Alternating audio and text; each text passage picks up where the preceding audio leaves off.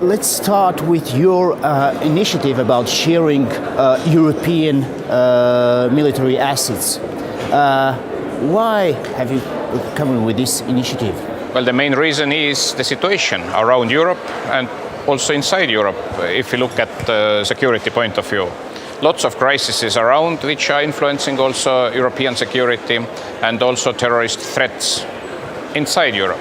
It means clearly that Europe must do much more for the security of our own citizens, of our own people. And I see that there is actually quite huge unused potential what concerns cooperation between European defense forces and European security organizations. So that this was the main reason.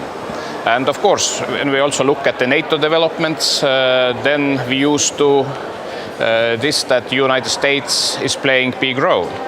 But in longer term, when we look from financial point of view, the situation where one member state, I mean US, is paying around 75% of all NATO costs and Europe only around 25%, well, it's not fair and it is not sustainable. So that anyway, Europe must do much more for its own security. And I think that at the moment the time is right. Time is ready to make concrete steps to move forward with this initiative that European defense should work much more together. Is this initiative a step forward towards common European army? Well, it could be like this, but I guess that the realism is different. So that because of present legal framework, it is actually not possible to create a common European army. And also I guess that at the moment the public opinion in all European member states is not ready for this. Can you tell us a bit more detailed, how do you see this initiative from your point of view? Of course, it's still a discussable thing, but how do you see it in practice? How would it work? Well, there are, of course, also lots of very concrete and practical things. Like we have 10 years history of European Union battle groups, which never have been used in practice. So it means that we have to redesign the system of battle groups so that they really will be useful if it's necessary. Well, second example is I call it like military Schengen of Europe. It means that at the moment it is very bureaucratic and time-consuming to move, if it's necessary, the troops from one country to another inside Europe.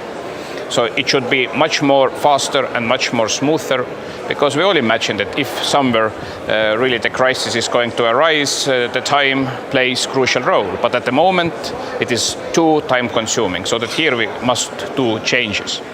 Third example is that, well, when NATO decided, for example, to increase its presence, the presence of NATO allies, for example, also in our countries, then at the same time all of the financial burden is on the shoulders of our own budgets, of Latvia, of Estonia, Lithuania, Poland, and so on. But at the same time, these allies are on our soils not only because of the security of our countries, but also of the security of other EU and NATO countries. So that I see that if we look at the parallels of European Union structural funds, then here also EU can contribute, for example, to assist to finance the building of needed infrastructure, civilian infrastructure, housing for these troops, some roads, some bridges, whatever, so that it could be a very concrete step where EU can also support NATO activities.